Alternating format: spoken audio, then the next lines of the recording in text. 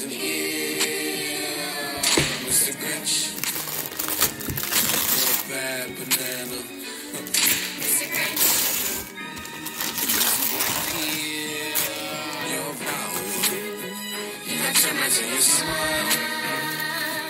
You have power to the sweetness of the season crocodile. Mr. Grinch, you're a flower, and you don't have. Salut à tous, c'est David, j'espère que vous allez bien et que vous avez passé de bonnes fêtes de fin d'année. J'en profite de cette occasion pour vous souhaiter une bonne et heureuse année 2022 à vous et à votre famille. Aujourd'hui, je vais vous présenter la Mi Pad 5, une tablette de chez Xiaomi qui s'illustre comme le faux sosie des tablettes d'Apple. Alors, est-ce que Xiaomi réussira-t-il son pari complètement fou de proposer une tablette presque équivalente pour beaucoup moins cher? La réponse à la fin de cette vidéo.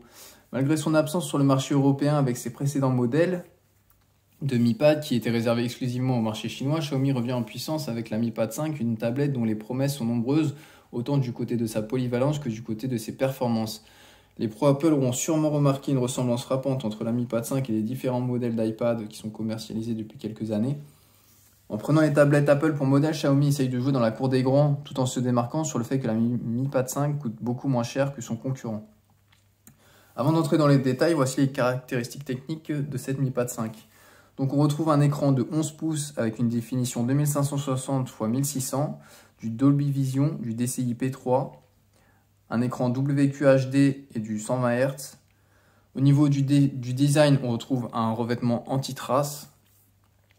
Au niveau du socle et du GPU, on retrouve un Qualcomm Snapdragon 860 avec un GPU Qualcomm Adreno 640. Au niveau de la mémoire, nous avons 6 Go de RAM avec 128 Go de stockage. On peut la retrouver en 6 Go de RAM avec 256 Go de stockage. Au niveau des coloris, il y en a deux, gris minéral et blanc perlé, comme celle que je suis en train de vous présenter. Au niveau de l'appareil photo, on retrouve un capteur arrière de 13 millions de pixels avec à l'avant une caméra frontale de 8 millions de pixels. Au niveau de l'audio, on retrouve 4 haut-parleurs stéréo avec du Dolby Atmos. Au niveau de la batterie, on retrouve 8720 mAh avec une charge rapide de 22,5 watts. Et on retrouve aussi un port USB de type C. Niveau connectivité, on retrouve du Bluetooth 5.0 ainsi que du Wi-Fi 5. Au niveau du logiciel, ça tourne sous Android 11 avec MIUI 12. Certainement MIUI 13 qui va arriver certainement chez nous fin janvier. Maintenant, que dire de son design et de son ergonomie? Pour moi, il est très difficile de faire une tablette qui ne ressemble à aucune autre et qui sort du lot au niveau du design. Je ne sais pas ce que vous en pensez, mais pour moi, ce look est très classique et ressemble copieusement au produit phare d'une certaine marque à la pomme croquée. En revanche, la couleur du dos, je la trouve magnifique. Pour moi, c'est un look sobre et premium grâce à son excellente finition. Pour ma part, cette tablette est un concurrent direct face aux marques les plus haut de gamme, telles qu'Apple et son iPad Pro ou son iPad Air. Sûrement que la marque chinoise va appâter les utilisateurs des tablettes iOS. En ce qui concerne la disposition des boutons sur les tranches, on retrouve pratiquement trait pour trait l'arrangement des iPads d'Apple. Si on la prend en mode portrait, on retrouve en haut le bouton de déverrouillage, 2 haut-parleurs et un micro. Sur le bas, on retrouve 2 autres haut-parleurs, un micro et le port USB de type C.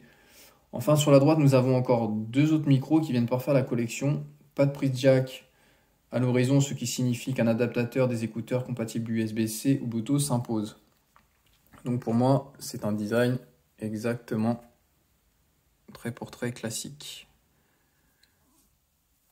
Donc ici, on voit bien le port de type USB-C, les 2 haut-parleurs du bas et les 2 haut-parleurs du haut, ainsi que le bouton on-off, ici le bouton de volume.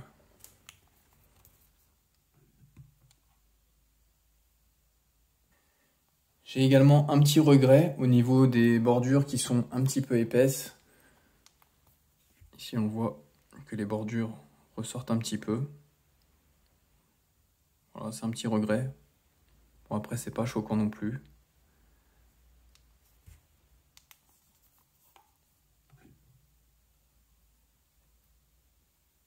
Son format, quant à lui, est à la fois assez confortable pour exécuter un tas d'activités. Vous pouvez la transporter très facilement. Au niveau du poids, elle reste dans la catégorie poids léger avec ses 511 grammes répartis sur ses 11 pouces. ce qui en fait une tablette très agréable à utiliser et dispose d'une bonne prise en main grâce à son format moyen. Pour le déverrouillage, la tablette ne dispose pas de lecteur d'empreintes, mais la reconnaissance faciale est présente, ce qui est toujours bon à prendre.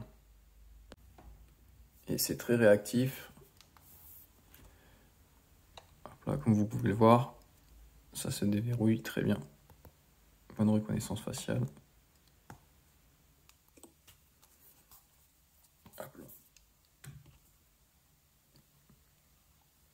Je tiens à préciser au passage que l'indice de réparabilité prévu par la loi française relative à l'économie circulaire est de 7,2 sur 10, une excellente note pour un appareil aussi compact. Pour rappel, certains spécialistes du démontage de la réparation avaient donné la note de 3 sur 10 à l'iPad Pro 11 pouces. Au niveau de l'écran et de l'audio, alors au niveau de son écran, la Mi Pad 5 intègre une dalle WQHD+, qui offre un taux de rafraîchissement de 120 Hz, couplé à une définition de 2560 x 1600, ce qui ressemble à s'y méprendre au spec d'une tablette haut de gamme. C'est d'ailleurs une impression qui a été renforcée par l'utilisation de la tablette au quotidien. Ce qui est marquant, c'est la fluidité à laquelle elle effectue les actions, à quel point cela la rend confortable pour les activités gourmandes, comme les sessions de gaming par exemple. J'ai remarqué que les couleurs sont un peu trop saturées, ce qui assombrit indirectement l'écran, qui rend l'utilisation parfois compliquée en plein soleil. Cette tablette est un véritable miroir qui reflète les rayons ambiants. En extérieur, avec un fort soleil, impossible de regarder correctement quoi que ce soit. Sur ce point, l'iPad Pro est plus lumineux avec 600 nits. Malgré l'activation de la technologie Dolby Vision, le rétroéclairage au maximum, l'adaptation des couleurs enclenchées, Xiaomi nous offre un spectacle d'ombre chinoise en extérieur lumineux. Personnellement, ce n'est pas préjudiciable, mais pour moi, puisque je l'utilise qu'en extérieur. Après, ceux qui veulent l'utiliser en extérieur dans leur jardin ou leur terrasse en plein soleil, je leur conseille pas trop, quoi. Moi, personnellement, je l'utilise qu'en intérieur et c'est parfait, mais c'est vrai qu'en extérieur, c'est un peu compliqué avec les reflets du soleil. Le son est trop souvent pauvre sur les tablettes multimédia, mais Xiaomi n'a pas fait l'impasse sur ce point. Au contraire, plutôt que de se contenter de 2 haut-parleurs autour du port USB de type C, on retrouve 2 haut-parleurs supplémentaires sur la tranche opposée et ils ne sont pas là pour faire de la déco ou de la figuration car ils sont Dolby Atmos. Le son est très bon pour une tablette, ça évite de devoir brancher une enceinte en plus. Le seul bémol, c'est sur la prise en main, on a tendance à boucher les haut-parleurs. Quand on la prend en main et qu'on regarde ici, on a tendance à la tenir comme ceci. Et effectivement, les 2 haut-parleurs du bas ont tendance à être bouchés quand on la maintient. Donc c'est pas top, heureusement qu'il y en a 2 autres au-dessus où on entend bien le son. Car ces haut-parleurs sont très puissants. Voilà, un titre d'exemple, le son que ça donne. Bonne puissance.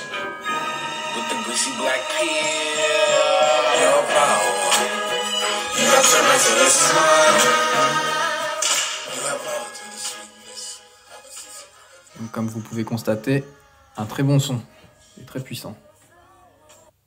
À l'arrière de cette tablette, on retrouve un capteur unique de 13 millions de pixels, rappelant le design du capteur présent de la série 11 des smartphones de chez Xiaomi. Celui-ci est plutôt discret et tout juste efficace pour prendre des photos de documents à peu près corrects, pour peu qu'il y ait suffisamment de luminosité ambiante. Et à l'avant, on retrouve un capteur de 8 millions de pixels. Pour une utilisation plus poussée, il faudra bien évidemment vous tourner vers un véritable appareil photo ou votre smartphone. En gros, ils font juste le job. Niveau performance logicielle et autonomie, alors aussi efficace à l'intérieur qu'à l'extérieur, la Xiaomi Mi Pad 5 se dote de composants performants avec pour commencer un SoC Snapdragon 860 de chez Qualcomm. On retrouve également un Qualcomm Cryo 485 ainsi qu'un GPU Qualcomm Adreno 640. Cela confère à la tablette qui offre des performances plus que convenables qui ne m'ont jamais posé de problème durant mon test. La Mi Pad 5 établit par ailleurs un score plus qu'honorable au benchmark auquel je l'ai soumis. Donc certes, cela n'atteint clairement pas les scores des appareils d'Apple dotés de la puce M1, mais elle se place tout de même en haut du panier des tablettes sous Android, à un prix encore une fois dérisoire par rapport à la concurrence ciblée. À cela, Xiaomi ajoute une batterie de 8720 mAh, ce qui est plutôt moyen, mais qui dure à minima toute une journée suivant l'utilisation. Je vais vous donner quelques exemples avec un volume et un rétroéclairage moyen. En lecture vidéo, Wi-Fi désactivé, la tablette a tenu à peu près 26 heures. Et en streaming vidéo, donc avec le Wi-Fi activé, l'autonomie a chuté à 9 heures. Je n'ai pas ressenti de surchauffe. La tablette supporte également très bien les jeux gourmands, composant la légère hausse de température grâce à ses matériaux. La Mi Pad 5 profite elle aussi de la dernière version d'Android 11 et donc de ses nouveaux contrôles sans bouton, ainsi qu'une surcouche maison MUI globale en version 12.5.1. Cette dernière est plutôt intéressante, bien que ce ne soit pas forcément dans le bon sens. L'aspect général de la surcouche fait plus iOS qu'Android, notamment au niveau des icônes et des raccourcis, comme dans la barre des tâches. Celle-ci est d'ailleurs plus compliquée à gérer que sur d'autres tablettes Android, puisqu'elle ne s'ouvre que sur le côté droit. Le côté gauche étant réservé à la barre des notifications. Si ce n'est pas gênant en soi, les habitués des appareils Android classiques auront du mal à se retrouver dans cette tablette qui vise clairement les clients sous iOS. Encore un petit défaut qui n'est pas très choquant.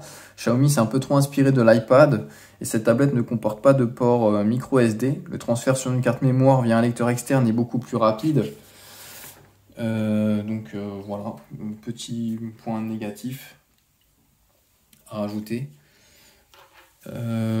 Pour moi, il y a deux accessoires aussi qui sont manquants à cette tablette pour en faire une station de travail complète. C'est le clavier détachable et le stylet. Mais Xiaomi vend ses accessoires séparément pour des raisons évidentes de budget, ce qui n'est pas choquant à mon niveau. Au niveau du prix, on retrouve la Mi Pad 5 à 399 pour la version 128 Go de stockage interne. Vous pouvez la retrouver en promotion environ dans les 300 €. Donc voilà, j'ai fait le tour de cette tablette. Donc pour conclure, mon avis, cet appareil est réellement premium sans avoir à en payer le prix. Beaucoup de force et très peu de faiblesse. Elle concurrence clairement Apple avec son iPad, plus particulièrement son iPad Pro. Mais j'entends déjà certains pro Apple dire les iPads sont plus fiables dans le temps. Oui mais non, car 500 € de plus pour une tablette qui sera obsolète d'ici environ 2-3 ans, pas sûr que l'investissement en vale le coup. Xiaomi propose à la fois du divertissement et un outil de travail, donc quels que soient vos usages, la Xiaomi Pad 5 est un excellent choix. Sa puissance, son superbe écran, son stylet est malheureusement optionnel mais pas choquant. Son autonomie avec la présence du Play Store sont des atouts convaincants, le tout sans avoir à faire de gros compromis. Peut-être la partie photo étant presque la seule à ne pas être digne d'une tablette haut de gamme, et encore, la Mi Pad 5 a encore le mérite de proposer un poinçon avant ainsi qu'un capteur à l'arrière, ce qui se trouve être plutôt utile.